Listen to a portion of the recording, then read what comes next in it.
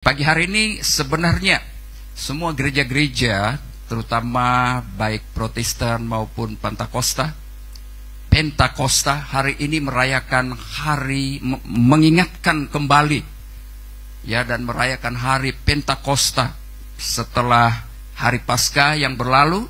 10 hari kemudian ya terjadi pencurahan Roh Kudus di dalam Kisah Para Rasul pasal 2 itu. Oke. Jadi tapi saya tidak bercakap tentang mengajar tentang Pentakosta, tapi saya membawa kita sama ya, yaitu tentang pribadi Roh Kudus. Lihat di situ. Saya tidak, sebenarnya sebelum ini saya tidak sadar yang hari ini sebenarnya hari di mana kita memperingati, semua gereja memperingati tentang hari Pentakosta, yaitu pencurahan Roh Kudus. Oke. Namun saya bawa kita untuk belajar yaitu tentang pribadi Roh Kudus. Boleh kita katakan bersama pribadi Roh Kudus. Oke. Nah, apa itu pribadi Roh Kudus? Makna pribadi Roh Kudus menurut Alkitab, Roh Kudus adalah satu pribadi, bukan sekadar kekuatan atau energi. Kalau dalam gereja Saksi Yehova dan beberapa satu nama yang mungkin tidak asing di sini, tidak dikenal di sini, yang disebut tropiki. Mereka percaya bahwa Roh Kudus hanya sebagai satu energi, kuasa, macam itu bateri, dynamo itu kan. Oke, tapi mereka tidak percaya bahwa Roh Kudus itu adalah satu pribadi. Oke. Banyak orang keliru dan menganggap bahwa Roh Kudus sebagai kuasa atau pengaruh yang membawa kita ya, yang tak berpribadi. Tapi Alkitab jelas menyatakan bahwa Roh Kudus adalah pribadi ilahi, satu pribadi. Apa maksudnya pribadi ilahi atau satu pribadi itu? Sebagai satu pribadi ia berpikir, mempunyai pikiran. Di dalam pikiran itu ada pengetahuan, betul? Oke, merasa dan bertindak secara aktif. Itu maksudnya pribadi. Oke. Pribadi juga menunjukkan pada satu makhluk atau oknum yang mempunyai pikiran, ya, perasaan dan kehendak.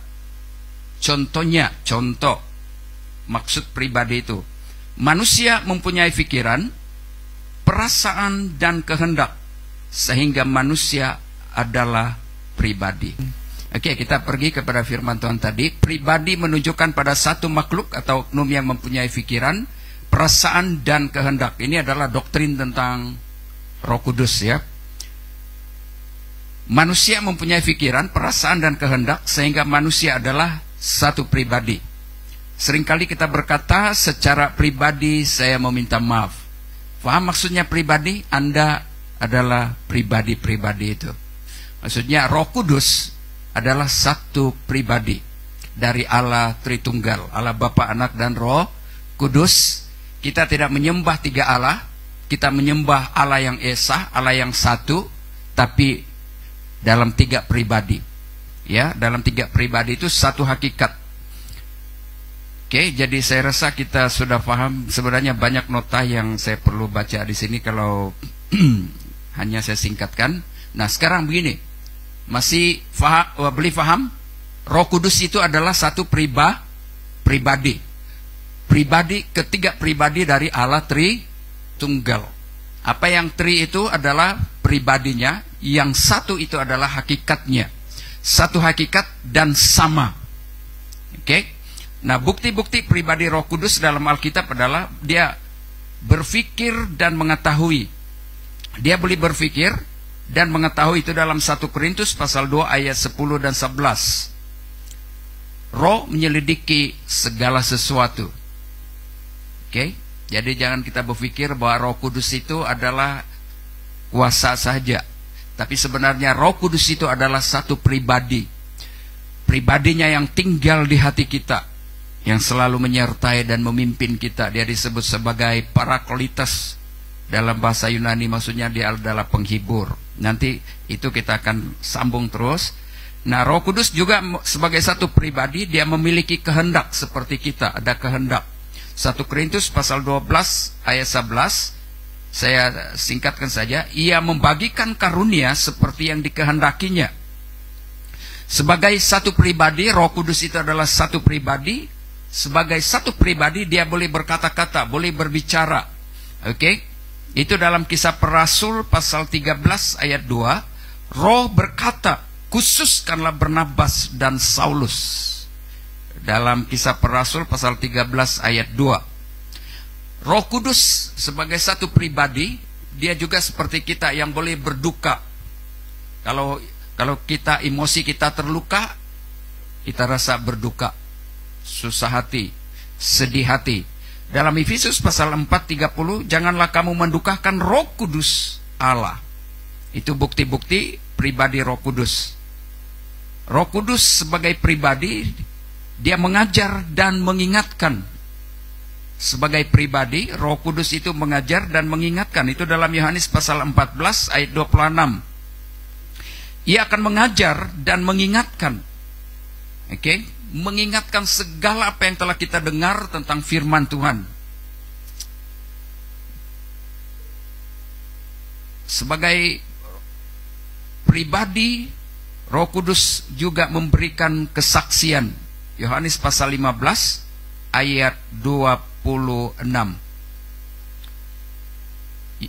Yohanes 15 ayat 26 berkata, ia akan bersaksi tentang aku. Nah, sebagai orang percaya, pada saat Roh Kudus tinggal dalam hati kita, kita selalu didorong untuk bersaksi. Kongsikan firman Tuhan, kongsikan kesaksian kita. Roh Kudus akan mendorong kita untuk melakukan pekerjaan-pekerjaan Tuhan. Jadi semua ini membuktikan bahwa Roh Kudus adalah pribadi sejati, bukan benda, bukan sekadar kuasa, bukan sekadar energi, tetapi dia adalah satu pribadi, sama seperti Anda dan saya sebagai satu pribadi. Sekali lagi, ingat baik-baik, Roh Kudus adalah pribadi ketiga dari Allah Tritunggal. Oke? Nah, Roh Kudus adalah Allah yang setara dengan Bapa dan Anak. Maksudnya, Roh Kudus itu adalah sama, setara itu sama, satu hakikat daripada Allah Bapa, Allah Anak, dan Roh Kudus. Oke? Saya langsung pergi kepada peranan. Sekarang saya mau pergi kita kepada peranan Roh Kudus.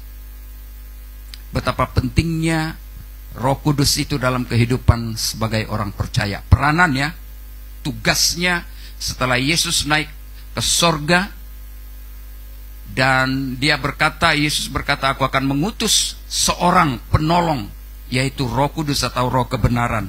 Nah, ada 6 peranan Roh Kudus setelah Yesus naik ke sorga. Yang pertama, melahirkan kita. Dia melahirkan, melahir barukan kita. Born again, dibilang itu. Kau apa? Born again Christian. Maksudnya orang yang lahir baru, yang mengalami pembaharuan, orang yang bertobat. Yang membuat kita bertobat itu adalah Roh Kudus. Yang kedua, mendiami hati orang percaya. Melahir barukan Roh Kudus itu memberi apa? Melahirkan kita jadi baru. Yohanes 3 ayat 5-6, nanti saya urai itu. Yang kedua, mendiami hati orang percaya. Roh Kudus itu diam di dalam hati kita sebagai orang percaya. Ayat rujukan Roma 8 ayat 9. Yang ketiga, fungsi atau peranan Roh Kudus, tugas Roh Kudus, dia menyucikan dan memperbaharui. Titus pasal 3 ayat 5. Yang keempat, Roh Kudus sebagai pribadi menolong kita dalam doa. Kita tidak tahu seharusnya berdoa, tapi Roh Kudus sendiri yang berdoa kepada kita. Roma 8:26. Demikianlah Roh membantu kita dalam kelemahan-kelemahan kita. Itu dalam Roma 8:26. Yang seterusnya, Roh Kudus membimbing kita ke dalam seluruh kebenaran. Dalam Yohanes 16 ayat 13. Itu peranan Roh Kudus, fungsi Roh Kudus. Dia memberi, yang seterusnya, dia memberi karunia rohani. Di dalam 1 Korintus pasal 12. 1 Korintus pasal 12. Tanpa Roh Kudus tidak mungkin seseorang boleh bertobat, boleh bertumbuh atau hidup sesuai dengan kehendak Tuhan. Saya pergi kepada peranan Roh Kudus yang pertama tadi. Sekali lagi ingat baik-baik, Roh Kudus bukan sekadar kuasa. Roh Kudus adalah satu pribadi. Pribadi ketiga dari Allah Tritunggal. Dalam perjanjian lama, Allah dikatakan Allah di atas kita. Dia berbicara. Lalu waktu Yesus datang, dia berkata, Immanuel, Allah beserta kita. Oke? Waktu Yesus mati, bangkit, dan naik ke surga, dia mengutus Roh Kudus. Maka Roh Kudus bukan di antara kita saja, tapi Roh Kudus diam dan tinggal dalam hati kita. Wow, kita sungguh-sungguh sebagai orang-orang percaya, ya, orang yang macam mana bercakap itu, kita bangga, kita Maya Huang Maya Ratuhan. Oke. Nah, saya pergi kepada yang pertama tadi. Roh Kudus melahirbarukan kita. Dalam Yohanes pasal 3 ayat 5-6, Yesus berbicara kepada Nikodemus, seorang pemimpin agama Yahudi. Seorang pemimpin agama Yahudi. Dia adalah pengajar hukum Taurat, ya, orang yang fasih. Yesus berbicara kepada Nikodemus mengenai kelahiran kembali sebagai syarat untuk masuk ke dalam kerajaan Allah. Di dalam Yohanes 3 ayat 5-6 berkata, Aku berkata kepadamu, kepada Nikodemus. Yohanes 3 ayat 5. Sesungguhnya jika seorang tidak dilahirkan dari air dan roh, ia tidak dapat masuk ke dalam kerajaan Allah. Kerajaan Allah itu di mana? Di antara kita sekarang. Kita semua yang berkumpul dari berbagai suku dan bangsa, kita berada di bawah pemerintahan Tuhan, di bawah kerajaan Allah. Ya. Oke. Yesus bilang, sesungguhnya pada saat saya mengusir setan, sesungguhnya kerajaan Allah itu sudah datang. Oke. Nah, apa yang dilahirkan dari daging adalah daging, dan apa yang dilahirkan dari roh adalah roh, kata Yesus kepada Nikodemus. Sungguh pun Nikodemus pemimpin agama Yahudi, sebagai pemimpin agama Yahudi, 5 kitab hukum Taurat itu dia hafal, dia tahu semua, tapi hatinya belum mengalami pembaharuan, belum dilahirkan kembali. Oke? Dilahirkan dari air dan roh. Menurut tafsiran, kita lihat, dilahirkan dari air dan roh. Air seringkali ditafsirkan sebagai lambang pertobatan dan baptisan air, yang melambangkan pembersihan dari dosa. Saudara, pada saat Roh Kudus bekerja, maksudnya Roh Kudus akan bekerja di dalam hati kita. Kita tidak akan tenang. Ya, pada waktu kita mendengar firman Tuhan, Roh Kudus bekerja di hati kita, membuat kita tidak merasa tidak tenang. Seperti saya tidak tahu dengan bagaimana pengalaman kita. Saya sendiri mengalami. Dulu hidup saya yang belum bertobat, saya tidak suka ke gereja, tidak suka sebab saya bilang bikin mengantuk dan sebagainya, terlibat dalam hal-hal yang lain. Tapi waktu saya berdiri di mimbar nyanyi lagu Christmas itu, mari orang saleh dengan sukacita, bersaksilah kunun itu. Waktu itu kawan saya bawa paksa-paksa saja. Saya berdiri karena suka nyanyi, suka main gitar, nyanyi. Roh Kudus jamah saya di situ waktu itu. Waktu saya dijamah Tuhan, balik di rumah takut mati, pikiran takut mati. Lalu dalam hati saya bilang, kalau saya mati masuk mana? Pasti masuk neraka. Saya percaya Roh Kudus yang berbicara, berkata-kata itu kepada saya. Ya, sehingga saya mengambil keputusan untuk bertobat dan menyerahkan hidup saya kepada Tuhan. Dan waktu itu saya mengalami suatu pembaharuan. Saudara, pada saat kita bertobat sungguh-sungguh, ada sesuatu yang terjadi di hati kita. Waktu saya bertobat, mengakui saya orang berdosa, saya waktu berdoa begitu kan, saya mengakui saya orang berdosa, saya sadar saya punya kesalahan. Waktu saya buka mata, saya lihat orang-orang yang di depan saya, macam saya rasa baru semua. Dunia ini saya rasa baru, hati saya penuh sukacita. Damai betul-betul mengalir di hati saya.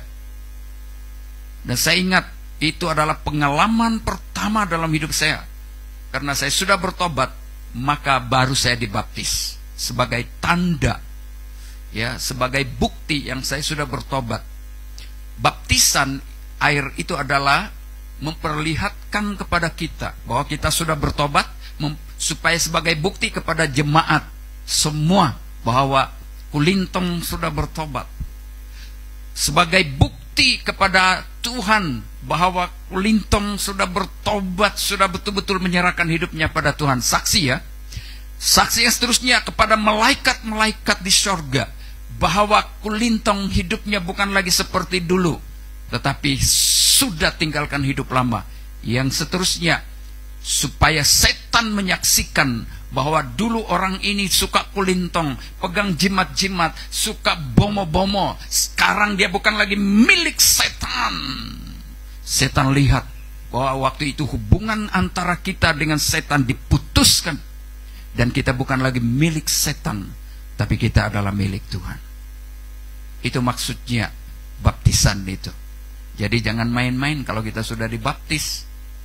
Siapa menyaksikan? Allah sendiri, malaikat di surga, setan, dan semua yang ini jemaat melihat. Jadi itu sebabnya siapa yang kita tahu dibaptis, dia pura-pura masuk karaoke, nah. Tapi sini tidak ada masuk karaoke kan? Kalau ada, bertobatlah. Jangan hianati Tuhan. Ada baru-baru yang menghina Yesus kan? Ada berapa orang sudah mati. Tapi lama juga, lama Tuhan beri peluang, tapi memang tidak boleh sudah. Macam cerita dalam perjanjian lama Firaun itu, Tuhan beri banyak mukjizat, tapi begitu juga Firaun tidak mau bertobat, maka dia akan mati sendiri terhadap dosanya. Itu Yesus katakan dalam Yohanes pasal 8. Ada lagi dalam perjanjian baru, siapa itu? Herodes. Dia berbicara seperti malaikat. Dia seolah-olah mengambil posisi Allah. Malaikat pukul dia dan mati. Ada pernah baca tuh? Ya. Jadi biarlah alang-alang ikut Tuhan. Ikut Tuhan biar sampai ke garis akhir. Keselamatan tidak ada di dalam siapapun, hanya Yesus Kristus. Oke, itulah peranan Roh Kudus. Dia membuat kita lahir baru. Ini sejalan dengan pelayanan Yohanes Pembaptis yang mempersiapkan jalan bagi Kristus melalui pembaptisan dan pertobatan. Ya, Roh Kudus. Kita pergi kepada Roh, ya, air dan Roh. Roh maksudnya merujuk pada Roh Kudus yang memberi hidup baru secara rohani kepada seseorang. Transformasi batin yang membuat seseorang menjadi ciptaan baru. 2 Korintus 5:17, siapa di dalam Kristus, ia adalah ciptaan baru, yang lama sudah berlalu, sesungguhnya yang baru sudah datang. Yang lama itu dulu kita pengkhianat, pembohong, pendusta dan sebagainya, itu hidup lama. Waktu kita bertobat, Roh Kudus menyentuh kita. Ada beberapa ibu boleh rasakan sudah tengok sejak waktu dia bilang, pastor, pada saat dia rasa ada satu kesilapan, dia rasa tidak tenang, dia bilang saya mau bertobat. Saudara, kenapa itu? Apabila seseorang bertobat, Roh Kudus tinggal di dalam hatinya. Roh Kudus itu yang akan memimpin, membimbing, mengajar kita, menyadarkan kita dari setiap kesilapan, kesalahan, dan dosa kita. Dari mana dia berbicara? Bercakap dari hati kita. Oke, dari dalam hati kita. Ada orang bilang, macam mana mau dengar suara Tuhan, suara Roh Kudus? Orang yang mendengar suara Roh Kudus adalah orang yang bertobat, sungguh-sungguh menyerahkan hidupnya kepada Tuhan. Baru dia tahu. Itu sebabnya saya percaya kita semua mengalami, ada beberapa yang mengalami. Pada saat saya jumpa seseorang, dia macam yang tembus, kita rasa macam dia tembus di hati dia. Lalu kita beritahu ini apa yang menjadi masalah dia di situ. Dia heran, dia terkejut. Kenapa? Macam mana saya tahu? Macam mana kita tahu? Itu adalah bukan pengetahuan, kepintaran manusia, tapi Roh Kudus. Puji Tuhan, saudara, saya lupa. Sebenarnya saya bermimpi, bukan bermimpi ya, saya sudah berdoa, sebab saya tahu perjalanan saya dalam pelayanan sudah harus perjalanan jauh. Saya hanya berkata, Tuhan, saya perlu sebuah kendaraan kereta yang boleh tahan lasak, yang jalan jauh. Rupa-rupanya tidak berapa lama Tuhan jawab. Itulah mukjizat Tuhan. Dan itu kami pakai untuk bergerak pelayanan nanti ke Kapit, Sarawak. Tuhan sudah siapkan. Saya pikir beberapa bulan lalu, beberapa bulan kayak itu, 2 minggu yang dulu, saya bilang, macam mana kami sewa kereta kah? Macam mana? Kalau bus, mana boleh tahan jalan jauh kan? Saya perlu 4-wheel drive. Tanpa sangka-sangka, Tuhan sekali lagi buka untuk sebuah 4-wheel drive untuk saya bawa dalam pelayanan. Saya tiada duit, tapi itu mukjizat. Saudara, itu sebabnya apa yang saya kongsikan selalu, jangan kita kedukut dengan Tuhan kalau kita mau melihat. Jangan katakan bahwa sedikit saja macam mana. Saudara, justru di situ sebenarnya Tuhan mau melihat, beranikah kita mempertanggungjawabkan iman kita kepada Tuhan.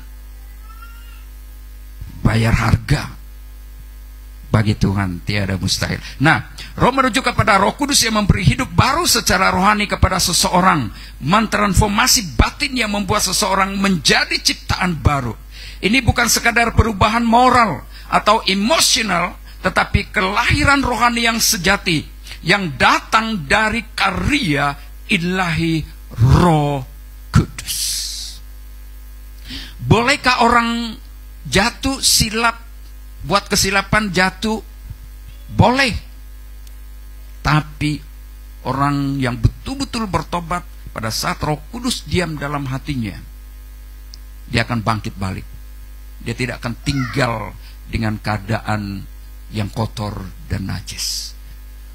Selalu saya ingatkan, kenapa ada orang berkata, kenapa dulu dia pemimpin pujian, dia pelayan, kenapa sekarang dia sudah jatuh dalam dosa, sudah hancur hidupnya. Saudara, saya sangat percaya apa yang diajarkan oleh firman Tuhan. Orang yang jatuh dan tidak kembali atau menyangkal Tuhan, sebenarnya dia tidak bertobat, bukan bertobat sungguh-sungguh. Ya, dia tidak bertobat itu. Cuma di mulutnya saja, di emosinya, di dalam pikirannya saja, tapi bukan dari hatinya. Orang yang bertobat, yang dilahirkan oleh kuasa Roh Kudus tinggal mendiami hatinya. Dia boleh silap, boleh jatuh, tapi dia akan bangkit kembali. Amin. Itu dia pekerjaan Roh Kudus. Ada satu, masih ingat satu perumpamaan itu, ayam dan itik dalam satu rabankah reban, RI kan, reban. Pada saat banjir datang, itik, kalau itik itu kan hakikatnya, habitatnya kan, ya. Pada saat banjir dia kikuk, senang dia berenang. Ayam tidak mau tinggal. Pada saat dia rasa ada air, dia terbang, kan? Dia tinggalkan reban yang ada air itu. Maksudnya, Orang yang bertobat, dia tidak akan suka tinggal dalam hal-hal yang kotor dan najis. Dia boleh jatuh, dia boleh silap, tapi dia bangkit balik. Itu maksudnya orang bertobat. Haleluya. Jadi peranan Roh Kudus adalah membuat seseorang itu bertobat, lahir kembali, mengubah karakter hatinya. Oke? Apa yang dilahirkan dari daging adalah daging. Itu tadi itu. Apa yang dilahirkan dari daging adalah daging. Maksudnya bahwa manusia secara alami dari kelahiran jasmani atau daging, dari kelahiran ibu bapak kita, tidak memiliki capacity untuk memahami atau mengalami hidup rohani. Maksudnya itu sebabnya banyak orang Kristen selalu datang ke gereja, suka datang beribadah, melayani, mungkin dia sudah melayani apa sajalah pelayanan dia, tapi dalam hal-hal rohani dia buta. Ya, dia rasa waktu dia melayani, dia berpikir pelayanan itu adalah satu membawa dia jadi popularity, suatu membawa dia rasa kalau tidak menguntungkan dia rasa rugi. Oke. Berdoa itu menjadi beban bagi dia. Kan? Kenapa? Sebab dia belum mengalami kelahiran baru. Hal-hal rohani dia tidak paham, dia tidak mengerti. Dia pikir ibadah itu hanya satu kebiasaan. Tidak ada apa-apa. Itulah orang Kudat bilang, dari kenaikan sampai keturunan tiada kedudukan. Itu saja. Coba tanya, selama kita jadi orang Kristen berapa lama sudah? Sampai ada anak cucu cicit kita, sampai kita jadi nenek-nenek. Tapi itu saja keadaan, sama seperti dulu. Jadi main keyboard.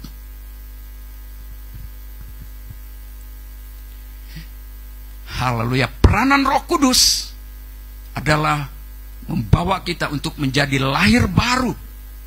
Nikodemus tidak paham, walaupun dia pengajar hukum Taurat. Dia bilang, macam mana saya mau lahir baru? Saya sudah jadi tua. Bolehkah saya masuk lagi dalam rahim ibu saya? Yesus bilang, bukan itu. Yang perlu dilahirkan kembali itu adalah hatimu. Aku masih seperti yang dulu. Hidup rohani kita kekanak-kanakan macam dulu-dulu saja. Boleh kita katakan bersama, saya mau berubah. 1, 2, 3. Jadilah orang Kristen yang bertumbuh menjadi dewasa, semakin kuat, semakin hari semakin jatuh cinta dengan Tuhan.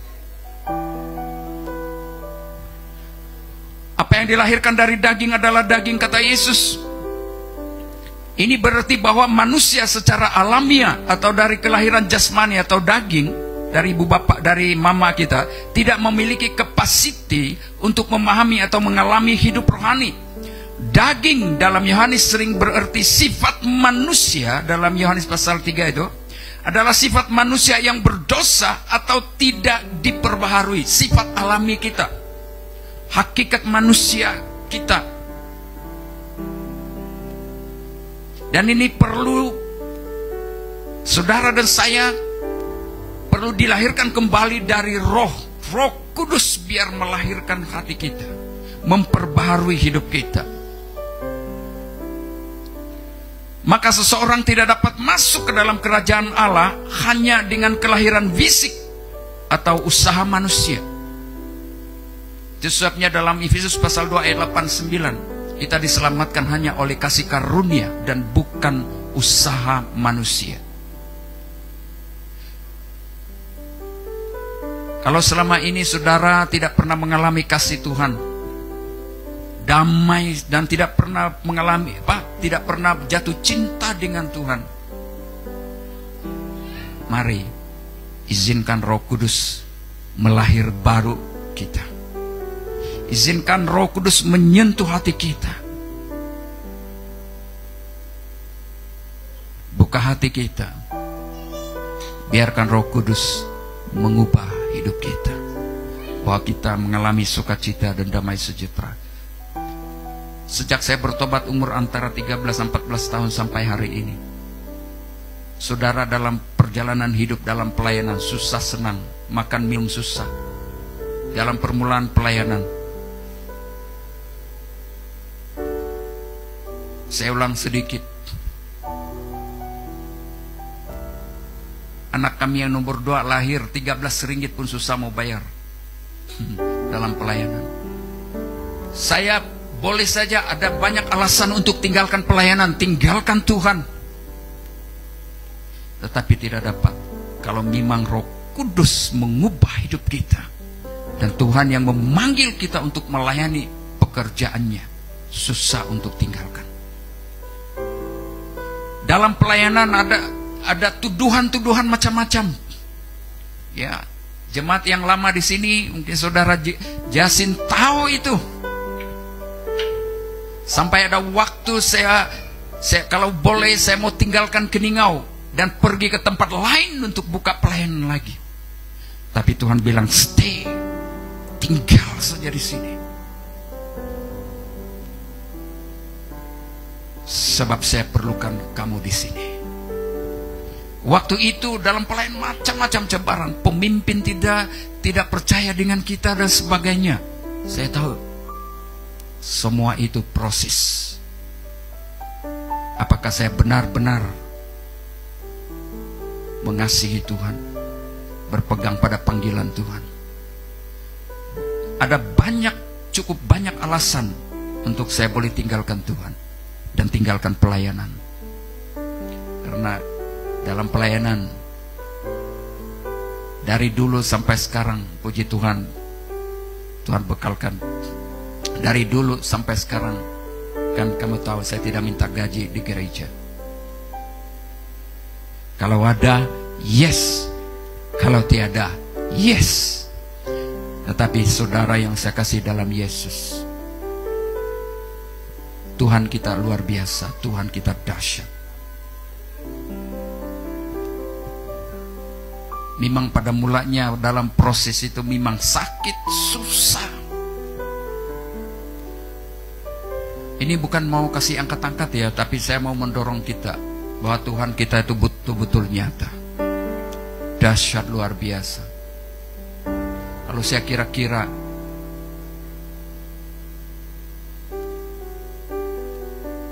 berkat Tuhan untuk kasih kami kendaraan saja sudah berapa biji, termasuk yang baru nih. Itu saya tidak minta, tapi saya tahu Tuhan, pada saat Tuhan menghargai iman kita, komitmen kita terhadap Tuhan, kita akan melihat bagaimana Tuhan bekerja. Ada orang yang dibilang ada masalah, dia ada masalah sedikit, berdoa sedikit, sudah tidak lagi datang. Cari usaha lain untuk mencari jawaban. Macam mana Tuhan mau jawab? Kalau kita mau Tuhan jawab persoalan hidup kita, justru semakin hebat cabaran masalah yang kita hadapi, justru waktu itulah semakin kita dekat dengan Tuhan. Bukan mau tinggalkan Tuhan. Orang yang mudah putus asa, saudara tidak akan melihat pertolongan Tuhan. Sukacita, damai sejahtera akan kita alami pada saat kita menghadapi cabaran, masalah yang kita hadapi, tentangan apapun yang kita hadapi. Sewaktu kita hadapi dengan tenang, maka pada saat yang tepat Tuhan menjawab, wow, di situ kita mengalami sukacita yang dahsyat dari Tuhan. Boleh kita berikan tepukan tangan untuk Yesus Tuhan kita. Nah saudara, orang yang mengalami kelahiran kembali, yang dilahir dari air dan roh saja, pada saat Roh Kudus tinggal dan diam di dalam hati kita, kita akan mengerti hal-hal kerajaan surga. Kenapa banyak orang Kristen yang mudah tinggalkan Tuhan? Karena mereka tidak mengalami kasih Tuhan, tidak mengalami Tuhan dalam hidupnya. tidak mengizinkan Roh Kudus, atau mungkin tidak bertobat sungguh-sungguh. Pertobatannya hanya di mulut, hanya di dalam perasaannya, emosinya, sekadar penyesalan. Bertobat ini, saudara, bukan sekadar menyesal. Pertobatan yang sungguh-sungguh itu melibatkan emosi kita, ya, mentality kita, melibatkan hati kita. Apa yang dilahirkan dari roh adalah roh. Hanya melalui kelahiran yang dikerjakan oleh Roh Kudus, seseorang boleh mengalami hidup rohani yang sejati, yaitu hidup yang mengenal Allah dan berada dalam hubungan yang benar dengannya. Ini adalah dasar dari doktrin kelahiran baru yang disebut dalam bahasa Inggris born again. Dalam banyak tradisi Kristen, terutama gereja-gereja yang percaya Roh Kudus sebagai pribadi ketiga dari Tritunggal, Allah Tritunggal. Menurut Yohanes 3 ayat 5-6, kelahiran kembali atau lahir baru dari air dan roh adalah pekerjaan Roh Kudus dalam hati manusia yang memampukan seseorang. Roh Kudus itu memberikan kemampuan kepada seseorang untuk bertobat. Itu maksudnya dilambangkan, dilahirkan dari air. Lalu diperbaharui secara rohani, secara roh, secara batinnya, mentalitinya. Itu maksudnya dilahirkan dari roh. Dan akhirnya masuk ke dalam kerajaan Allah. Boleh kita katakan bersama, masuk dalam kerajaan Allah. 1, 2, 3. Masuk dalam kerajaan Allah. Macam sekarang ini kita adalah satu keluarga di bawah satu kerajaan, yaitu kerajaan Allah. Itulah sebabnya dalam kita di sini kita sebut keluarga LWCC. Kita bukan orang lain, saudara dan saya, kita seperti adik-beradik. Ya. Kenapa? Sebab kita punya satu Bapa. Kita punya satu baptisan, satu Tuhan, satu imam. Dan destinasi kita adalah sama. Di mana Tuhan berada, di situ kita berada. Jadi itu sebabnya, puji Tuhan, sebabnya hari keluarga kita sebenarnya waktu itu membawa kita untuk saling berkomunikasi antara satu dengan yang lain, mengenal isi hati seseorang. Kita saling membagi, karena kita bukan orang lain, kita adalah satu keluarga. Gereja bukan sekedar jadi jemaat. Gereja dalam bahasa Yunani disebut eklesia.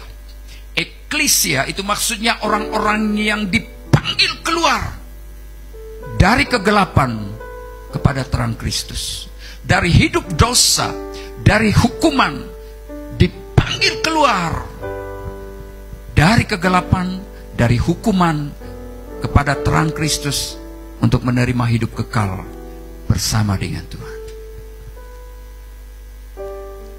Jadi itulah gereja. Gereja itu adalah saudara dan saya. Firman Tuhan berkata, tidak tahukah kamu bahwa tubuhmu adalah bait Roh Kudus, Roh Kudus yang tinggal di dalam hati kita. Amin. Jadi kita perlu ubah dan betul-betul paham bahwa gereja itu bukan sekadar jadi jemaat, jadi church member, tapi kita adalah satu keluarga. Sehati, sepikir, sejiwa. Saling memaafkan kalau ada kesilapan. Saling membantu biar telinga kita peka untuk mendengar keperluan, kelemahan teman-teman kita. Jangan jadi pengkritik, tetapi jadilah pendorong. Itu adalah pada saat Roh Kudus betul-betul tinggal dalam hati kita. Itulah peranan Roh Kudus. Dia bukan pengkritik, apalagi itu pengkritik atau hal-hal yang menjatuhkan seseorang, tapi dia adalah pendorong. Dia merangkul. Itulah pekerjaan Roh Kudus. Tanpa pengalaman kelahiran baru, seseorang tetap berada dalam keadaan daging yang tidak boleh memahami atau mengalami hidup dalam Allah. Pernah kita dengar bergaul dengan orang-orang lain yang menyebut dirinya, memanggil dirinya orang Kristen, tapi mulutnya celupar, mulutnya penuh dengan hinaan. Sedikit-sedikit apa dia bilang, halah, matilah, hayah, habislah.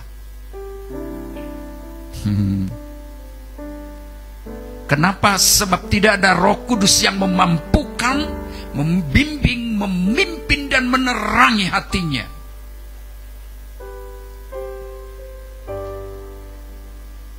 Itu sebabnya dalam Yohanes pasal 3 ayat 5-6 itu tentang kelahiran kembali oleh Roh Kudus dari sudut pandang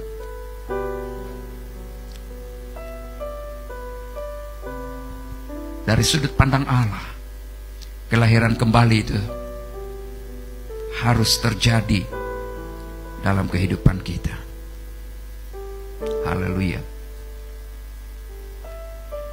Mungkin ada satu saat nanti saya akan ajar kita.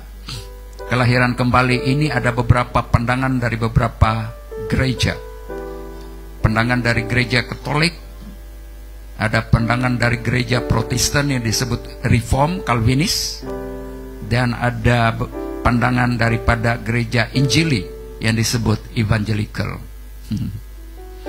tentang kelahiran kembali. Nah, saudara, pada pagi hari ini sekali lagi dalam kita memperingati hari perayaan hari Pentakosta, turunnya Roh Kudus memenuhi setiap murid-murid Tuhan dan semua orang percaya dalam Kisah Para Rasul. Dikatakan sehingga mereka berbicara dalam bahasa-bahasa yang baru bagi mereka, bahasa lidah, karunia lidah, di mana pada waktu mereka dipenuhi Roh Kudus, mereka yang tidak tahu berbicara bahasa Arab, tiba-tiba pandai bercakap bahasa Aram, ya, dan bahasa-bahasa yang lain, sehingga orang-orang yang datang pada waktu itu mereka heran, kenapa orang-orang Galilea yang tidak terpelajari ini boleh berkata-kata dengan bahasa kita? Apa maksudnya? Pada saat Roh Kudus memenuhi setiap orang percaya, mulutnya akan berbicara tentang hal-hal Tuhan. Pada waktu itu sebenarnya, waktu dalam perjanjian lama, bahasa itu kacau. Sewaktu dalam waktu di dalam perjanjian lama orang-orang mendirikan kota Babel. Ya, waktu itu mereka satu bahasa. Mereka bilang, mari kita dirikan satu menara Babel sampai ke langit, supaya maksudnya mau jumpa Tuhan. Waktu Tuhan dengar ini ada satu kesombongan, keangkuhan, lalu Tuhan kacau mereka punya bahasa, sehingga ada yang beri satu contoh. Satu bilang, kau tolong ambil tukul. Tahu sekali dia ambil lain, ya. Tuhan kacau itu bahasa sehingga tidak ada satupun yang mengerti bahasa itu. Akhirnya mereka terpecah belah. Tetapi di dalam Kisah Para Rasul ada satu era baru, di mana Tuhan mempersatukan kembali, ya, satu bahasa masuk dalam kerajaan Allah. Sehingga pemberitaan Injil itu harus diberitakan ke seluruh suku dan bangsa. Roh Kudus pada saat memenuhi kita, dia mengubah kita dan membawa kita untuk memberitakan kabar baik, kabar sukacita kepada semua orang. Saya simpulkan, Roh Kudus itu adalah satu pribadi ketiga dari Allah Tritunggal, Allah Bapa, Anak, dan Roh Kudus. Roh Kudus bukan sekadar kuasa, Ada orang bilang, Roh Kudus itu macam burung merpati, Bang. Macam Yesus dibaptis tuh. Itu hanya penampakan. Pada saat ada burung merpati, itu menampakkan, memberitahu tentang kehadiran Allah. Di dalam Kisah Para Rasul, lidah-lidah api ada. Itu berbicara tentang penampakan kuasa Allah. Ya, lidah-lidah api itu maksudnya lidah dipakai untuk bercakap. Lidah kita ini harus dipakai untuk memberitakan firman. Lidah-lidah api. Api itu adalah berbicara tentang menyucikan, membersihkan hati kita. Izinkan Roh Kudus membakar hal-hal yang kotor, yang najis dalam kehidupan kita maupun pikiran kita. Itu maksudnya api. Api, gambaran menyucikan, membersihkan hidup kita.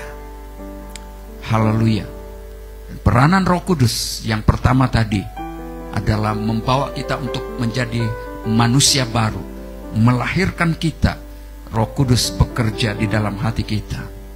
Pada saat kita bertobat, Roh Kudus tinggal dalam hati kita. Sekali lagi, pada saat kita bertobat lalu dibaptis, Roh Kudus tinggal dan berdiam di dalam hati kita.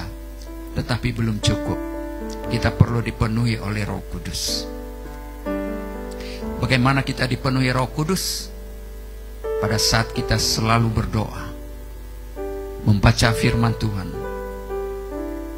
menyembah Tuhan, maka Roh Kudus semakin hari semakin memenuhi hati kita.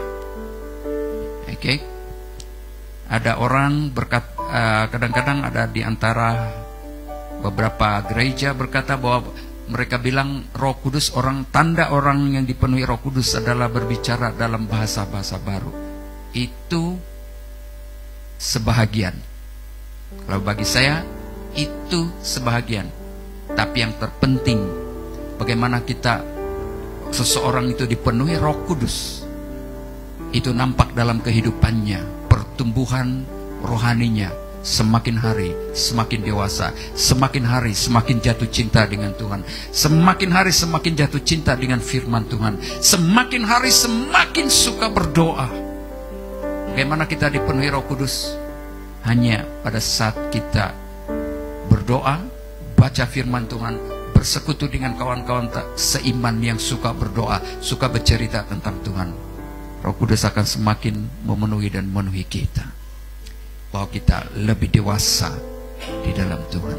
Mari kita semua bangkit berdiri. Kita siap karena kita ada perjamuan kudus pagi hari ini. Dan mari kita siapkan hati kita.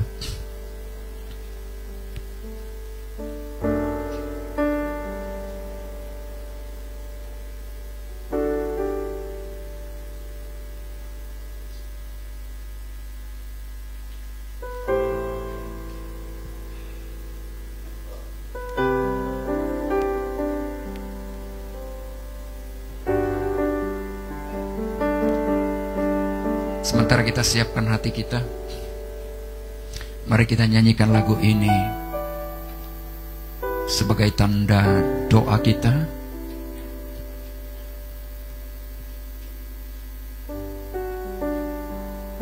dan kerinduan kita untuk Tuhan. Nah, saya mau yang melayani dalam perjamuan kudus ini bersiap di sini.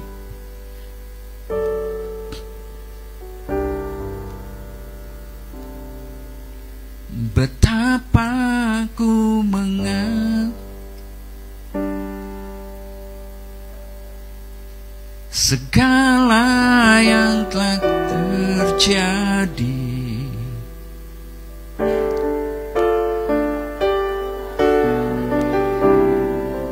jalani hidup ini selalu menyertai.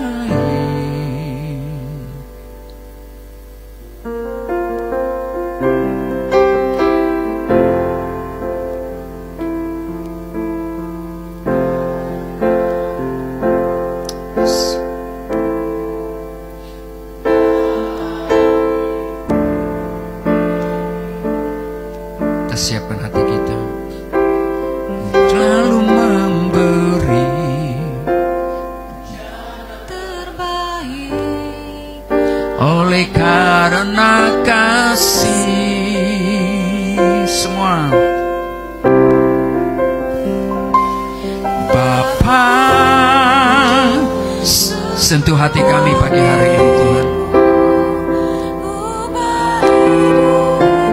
Siapkan hati kami masuk dalam perjamuan kudus. Bagai emas yang murni, Kau membentuk bejana hatiku. Bapa, ajarku mengerti sebuah kasih yang selalu memberi, bagai air mengalir yang tiada pernah berhenti. Kami siapkan hati kami Tuhan untuk masuk di dalam perjamuan kudus. Haleluya. Sementara air anggur dan roti dibagikan, kita nyanyikan lagu ini. Aku mencintai segala yang telah Yang dapat tolong pegang, nanti kita makan sama-sama ya. tak pernah sendiri. Jalani hidup ini selalu menyertai. Roh Kudus kami izinkan. Betapa aku menyadari di dalam Hidupku ini Kau selalu memberi rencana terbaik. Oleh karena kasih, semua kita berseru katakan bersama, yes. Apa sentuh hati kami. Ini kerinduan kami Tuhan. menjadi yang baru, Bagai emas yang murni, Kau membentuk bejana hatiku. Bapa, ajarku mengerti sebuah kasih yang selalu memberi, bagai air mengalir yang tiada pernah berhenti. Bapa, Bapa, sentuh ubah hidupku menjadi yang baru. emas yang murni, Kau membentuk bejana hatiku. Bapa, ajarku mengerti sebuah kasih yang selalu memberi, bagai air mengalir yang tiada pernah berhenti. Sekali lagi kita serukan bersama Bapa. Oh, yeah. Sentuh hati kami pagi hari ini. Biar terjadi menjadi yang baru, bagai emas yang murni, Kau membentuk bejana hatiku. Bapa, ajarku mengerti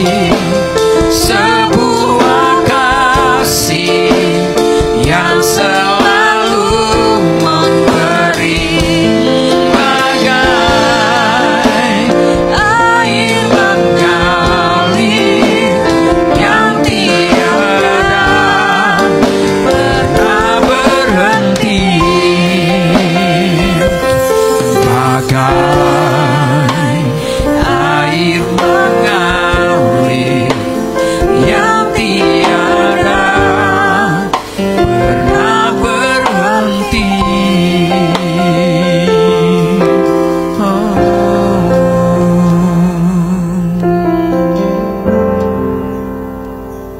Sudah dapat semua? Oke, mari kita angkat roti. Pagi hari ini kita masuk di dalam perjamuan kudus Tuhan. Pada saat kita mengambil perjamuan kudus ini, berarti kita mempersatukan diri kita kepada Tuhan di dalam penderitaannya, bahkan di dalam kematiannya. Pada saat kita mengambil bahagian dalam perjamuan kudus ini, berarti kita juga siap mati terhadap kehendak diri kita sendiri, kemauan kita, dan sebagai keputusan komitmen kita kepada Tuhan bahwa kita telah memilih hanya Tuhan Yesus satu-satunya, jalan kebenaran dan hidup. Kita siap dipimpin, diperintah oleh Tuhan.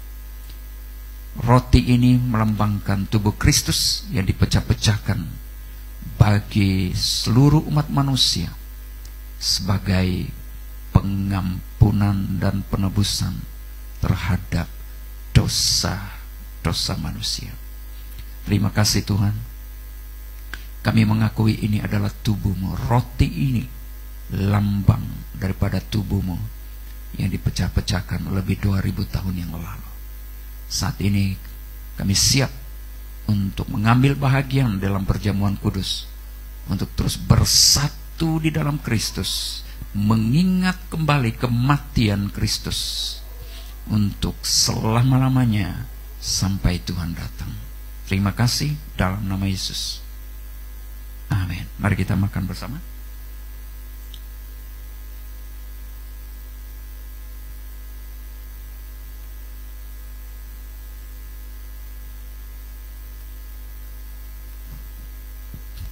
Mari kita angkat cawan. Cawan yang ada di tangan kita adalah gambaran darah Yesus yang tertumpah di atas kayu salib sebagai nyawanya yang diserahkan kepada kita. Darah adalah nyawa.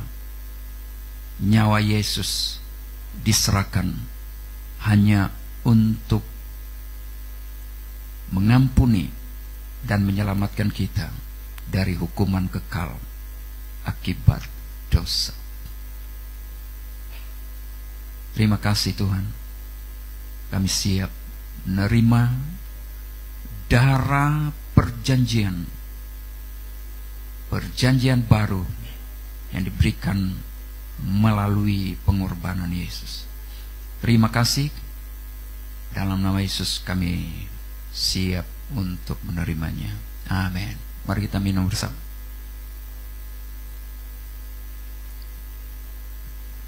Mari kita berdiam diri sejenak. Tolong pegang cawan yang ada, yang lepaskan. Haleluya.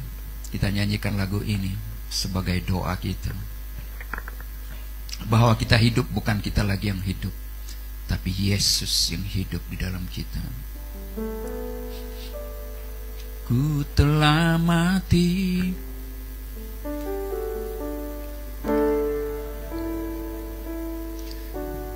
cara hidupku yang lama semuanya sia-sia dan tak berarti lagi. Hidup ini ku letakkan pada mezbah-Mu ya Tuhan. Jadilah padaku seperti yang Kau